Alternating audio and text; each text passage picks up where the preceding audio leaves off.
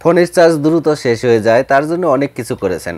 আজকের এই ভিডিওটি দেখে 5টি সেটিং করে রাখুন, আপনার চার্জ আগের চেয়ে অনেক দীর্ঘ টাইম টিকে থাকবে।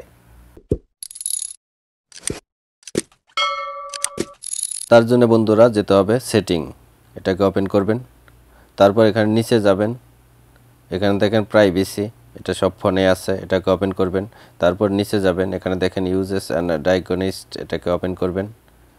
এটা দেখবেন অন আছে সব ফোনেই, এটাকে অবশ্যই অফ করে দেবেন। তারপরে আবার ব্যাগে যাবেন, আবারও ব্যাগে যাবেন। তারপর এখানে দেখেন লোকেশন নামে অপশন আছে, এটাকে ওপেন করবেন। তারপর এখানে নিচে যাবেন, এখানে দেখেন লোকেশন সার্ভিস, এটাকে ওপেন করবেন। তারপর এখানে দেখেন ওয়াইফাই স্ক্যানিং, এটাকে ওপেন করবেন।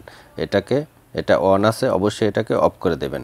তারপর আবার ব্যাগে যাবেন, এখানে দেখেন ব্লুটুথ স্ক্যানিং, এটাকেও অফ করে দেবেন। তারপর আবার ব্যাগে যাবেন, আবারও ব্যাগে যাবেন, আবারও ব্যাগে যাবেন।